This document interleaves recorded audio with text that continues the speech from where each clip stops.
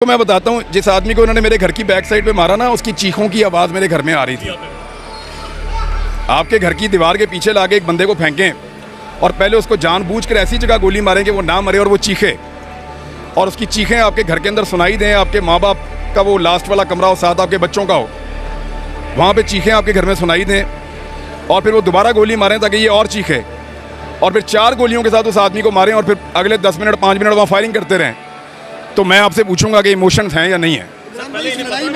अच्छा इमरान भाई, मुझे बताएं, आज आप इमोशनल हो गए थे, अभी भी यार आपके ऊपर एक रात में 6 पर्चे हो ना तो और आपके सारे हथियार जो आपको बड़े प्यारे हों वो आपसे सारे छीन लें एक दिन में, तो मेरे ख्याल में बंदा थोड़ा इमोशनल हो जाता है। ये फेजेज़ हैं और ये आते रहेंगे, ऊपर नीचे होती रहेंगी चीज़ें। ठीक है। अच्छा, आपको गद्दार कहा गया? उस चीज़ से तकलीफ़ होती है। आपको बुलाकर दिखाया गया कि ये सारे चोर डाकू हैं, आज दूसरे साथियों को बुलाकर दिखाया जा रहा है ये सारे चोर डाकू। चाहते क्यों थे आप लोग उनके पास? किसके पास? जो दिखाते थे आपको फाइलें। हमें अपने आप को कायल करने में, मैंने आपको उस दिन भी बताया था कि 1 से 1.5 साल लगा हमें। बाकायदा पहले दिन थोड़ी उनकी बात मान ली थी आंखें बंद करके, जैसे आज हो रहा है। ये तो एजेंडा के तहत हो रहा है। हमने तो तमाम सबूत पढ़े, हमें ऑफिसर से मिलवाया गया, डीजी रैंक के ऑफिसर्स हमें मिले और उन्होंने हमें तमाम चीज़ें पढ़ाई, समझाई, और बहुत सारी ऐसी लीगल चीज़ें थी जिनके बारे में हमारा नॉलेज कम था, तो वो एक्सपर्ट्स बुलाए गए, उन्होंने मुझे बताया कि ये ऐसे है। फिर मैं फाइलें लेकर आया, मैंने खुद पढ़ी, फिर जिनको समझ है लॉयर्स को, उनको बुला के उनके साथ मैंने कंसल्ट किया इंडिपेंडेंटली। फिर मुझे इवन जो इन्वेस्टिगेशन होती थी उनकी वीडियोस तक सुनवाई गई, तब मुझे समझ आई कि ये वाकई मेरे मुल्क को लूट के खा जाएंगे। मैंने अपने आप को काफ़ी कन्विंस किया था। देखें, सहाफ़ी को सबसे मिलना होता है। मुझे अगर आज अफ़गानिस्तान के अंदर से तालिबान बुलाएंगे और कहेंगे हम बात करना चाहते हैं, तो मैं उनकी बात सुनने जाऊंगा और उनकी बात को समझूंगा। अगर मुझे कोई नहीं मिसलीड अगर किया जाता तो मैं पहले दिन से शुरू कर देता। मैंने किसी की ख्वाहिश की तकमील नहीं की। मैंने यहाँ पे एक जुमला बोला था कि मैंने पहले अपने आप को कायल किया। मैं अपनी मर्ज़ी से इस लड़ाई में उतरा था क्योंकि मैं कन्विंस था कि ये लोग उन सारी चीज़ों को देखने के बाद, उन डॉक्यूमेंट्स को, उन केसेस को देखने के बाद, आई वॉज कन्विंस्ड कि मेरे मुल्क के साथ ये लोग ज़्यादती कर रहे हैं। दैट इज़ वाई मैंने अपनी एक ओपिनियन बनाई और फिर मैंने उस पर काम शुरू किया। तो मैं तो वहीं पे खड़ा हुआ हूँ, मुझे तो कोई प्रॉब्लम नहीं है उसमें। ठीक है। अच्छा इमरान भाई, ये बता दें, अभी भी आपकी आंखें अगर हम देखें तो बड़ी आंखें नम है, वजह क्या है? नहीं, ऐसी कोई बात नहीं है। ये ऐसी कोई परेशानी वाली बात तो है नहीं, पार्ट ऑफ द गेम है, ये चलता रहता है। हाँ, वो उन्होंने इसके बाद तो सर टैंक आने चाहिए।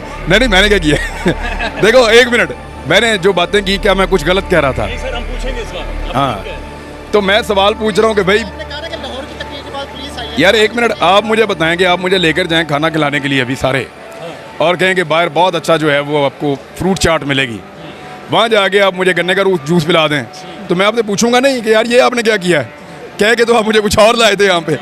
तो वो मैं आपको सिंपल लाइटर नोट में एग्जांपल दे रहा हूँ, लेकिन मामला देखें ऐसे ही है।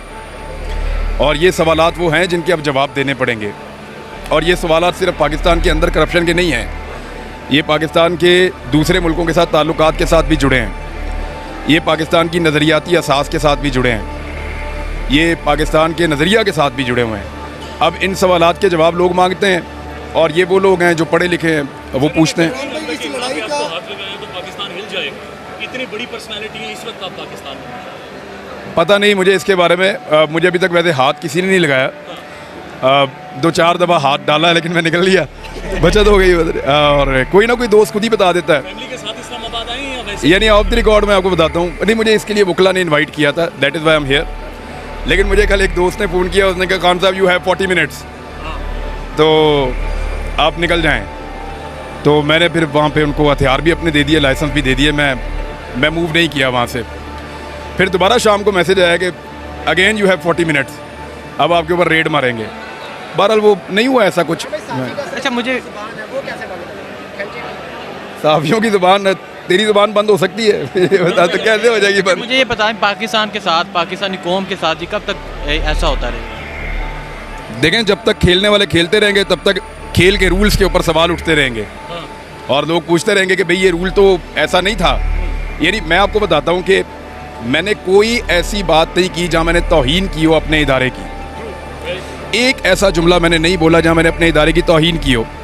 लेकिन मेरे इसी मुल्क के अंदर जो साहिब इक़्तिदार लोग हैं उन्होंने बेशुमार ऐसे जुमले बोले हैं जहाँ पे उन्होंने मेरे मुल्क की तौहीन की है, और उन सारे लोगों में से किसी एक के ऊपर भी इस तरह का मुकदमा नहीं है।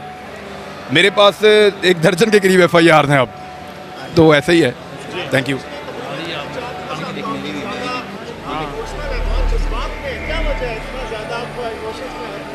क्या हाल है आपका, ठीक है?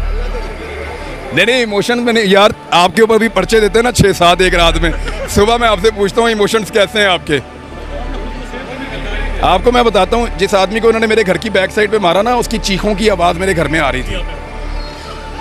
आपके घर की दीवार के पीछे लाके एक बंदे को फेंकें और पहले उसको जानबूझकर ऐसी जगह गोली मारें कि वो ना मरे और वो चीखे, और उसकी चीखें आपके घर के अंदर सुनाई दें, आपके माँ बाप का वो लास्ट वाला कमरा हो, साथ आपके बच्चों का हो, वहाँ पे चीखें आपके घर में सुनाई दें, और फिर वो दोबारा गोली मारें ताकि ये और चीखे, और फिर 4 गोलियों के साथ उस आदमी को मारें और फिर अगले 10 मिनट 5 मिनट वहाँ फायरिंग करते रहें, तो मैं आपसे पूछूंगा कि इमोशंस हैं या नहीं है। इस लड़ाई में ना आवाम मुतनफिर हो रही है, इदारों के खिलाफ हर्रासराई कर रही है, आपको नहीं लगता? इदारों के खिलाफ नहीं करनी चाहिए। मेरे ख्याल में पाकिस्तान के इदारे हैं, हमारे इदारे हैं, हमने बनाए हैं, हमारे खून पसीने से बने हैं, वो हमारे लोग हैं, उनसे हमें इश्क है, प्यार है, और उनको भी रहना चाहिए और पाकिस्तान को भी रहना चाहिए। ये पॉलिसी मैटर के ऊपर इख्तलाफ राय है, लड़ाई नहीं है, दुश्मनी नहीं है, इख्तलाफ राय है। यार वो मुझे मैं भी एक्सपर्ट को दिया हुआ था, वो सारा डाटा चला गया। आप सबके नंबर भी अब मेरे पास नहीं है, बल्कि मेरे फैमिली मेम्बर्स के नंबर भी अभी मैंने दोबारा मंगवाए हैं कि मुझे मैसेज कर दें, तो वो सारे नंबर भी चले गए, मेरे बाकी चीज़ें भी चली गई। ट्विटर मैंने अपना जो है वो रिकवर कर लिया है, बाकी चीज़ें मैं आहिस्ता आहिस्ता रिकवर कर रहा हूँ, इंशाल्लाह हो जाएंगी। हत्या कर दिया गया है, असला आपके पास नहीं है, हथियार कोई चीज़ नहीं है, अब कैसे खुद को प्रोटेक्ट करेंगे? What next? देखें, पहले भी अल्लाह ताला प्रोटेक्ट करता था, अभी भी अल्लाह ताला प्रोटेक्ट करेगा। हथियार के बगैर भी मैं वही था, मैं हथियार के बाद भी वही हूँ। पंजाब में कुछ ज़्यादा हुआ आज खबरें आ रही हैं। अच्छा नहीं, वो बंदोबस्त ये किया गया है कि चूरी दिखा के तो उन्होंने वापस जेब में डाल दी है। वो हुआ ये है कि ये जो फैसला है, अब तो फैसला आ गया, उसके बाद आप बात कर सकते हैं। मेरी अंडरस्टैंडिंग में जो इस वक्त हालात हैं, अगर वो इमरान खान साहब ने भी कहा कि वो कोर्ट में चले जाएंगे, मेरे ख्याल में उनकी पार्टी के लिए बेहतर होगा। अगर वो नहीं जाते तो हमजा शहबाज कल सुबह दोबारा वज़ीर आला पंजाब बन जाएंगे, आसानी से बन जाएंगे। अच्छा, ये ज़िमनी इलेक्शन के बाद नहीं था होना चाहिए?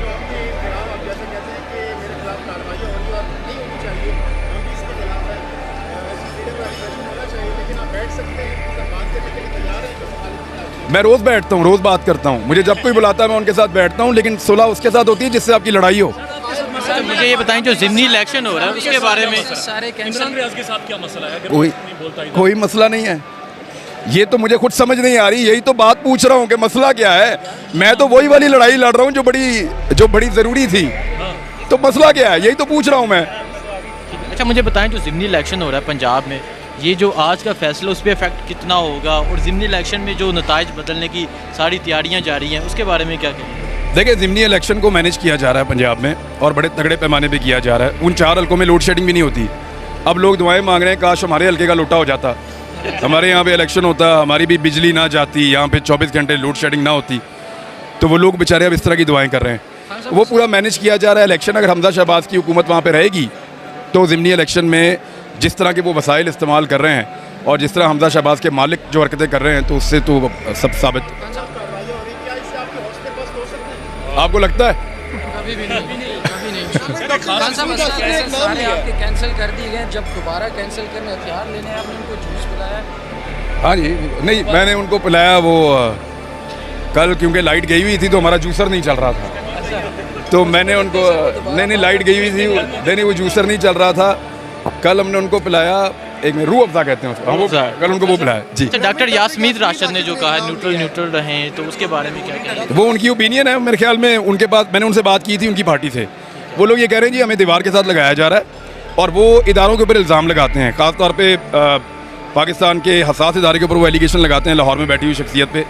तो ये यास्मीन राशिद साहिबा का बड़ा सीरियस एलिगेशन है, इस पर DGI SPR को ज़रूर आकर अपना क्लैरिटी देनी चाहिए, और ये 20 हल्के पाकिस्तान के सबसे बड़े इलेक्शन का फैसला करने जा रहे हैं। अगर ये कंट्रोवर्शियल हो जाता है इलेक्शन, और उसकी वजह से कोई इदारा कंट्रोवर्शियल हो जाता है, तो ये पाकिस्तान के मफाद में नहीं है। अगर ये कंट्रोवर्शियल हो जाता है तो आगे जो जनरल इलेक्शन होगा, तो वैसे वापस आने की कोशिश कर रहे हैं, एक इश्तिहारी पाकिस्तान में वापस आ रहे हैं, उसके बारे में आपकी क्या राय है? 10 मार्च को आपको मरासले का पता चल गया था, और 17 तारीख को 27 तारीख को खान साहब ने ऐलान किया, सर 10 मार्च से लेकर 27 तक आपने क्या इकदाम किए, आपने क्या कोशिश की ताकि लोगों तक मैं ना हुकूमत में था ना कहीं और। आप वो मेरे वीलॉग्स निकाल लें, उसमें से आप सुन लें, मैं वो कहता रहा हूँ सारा कुछ। सर वो साइफर में एड्रेस कौन है? अरशद शरीफ साहब अक्सर मुझे कहते रहते हैं आप मेरी मदद करें, कौन साइफर में एड्रेस है? मेरे ख्याल जिसने मदद की है वही एड्रेस है। यही तो पता कर रहे हो कौन है।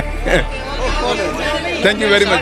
डार साहब के बारे में कुछ कहेंगे? एक इश्तिहारी अदालतें अभी तक सर उनको आना चाहिए वापस। वो देखें जो पाकिस्तान से बाहर गया हुआ है वापस आए, आकर अदालतों को फेस करे और सुरखरू हो जाए कानून की नज़र में। अच्छी बात तो ये है वो आके अपनी बेगुनाही साबित करें। जो लोग भी समझते हैं वो बेगुनाह है, लेकिन मैं डॉक्टर पे मैं बड़ा हैरान हूँ कि वो डॉक्टर इतना समझदार है कि वो जैसे ही कोई हालात मुवाफिक होते हैं वो कहते हैं सेहतमंद हो गए, हालात ख़राब होते हैं तो वो कहते हैं बीमार हो गए। नवाज शरीफ के डॉक्टर जो हैं वो कब कहेंगे कि हालात ठीक हो गए?